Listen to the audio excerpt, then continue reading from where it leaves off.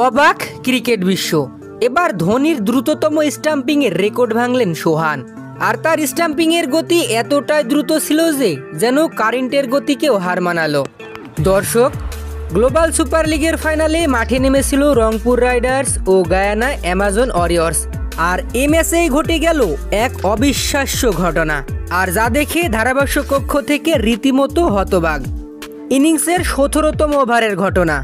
Bat করছিলেন Guyana Amazon ওয়ারিয়র্সের Shimron হিটমার, আর অপরপক্ষে বল করতেছিলেন ইফতেখার আহমেদ।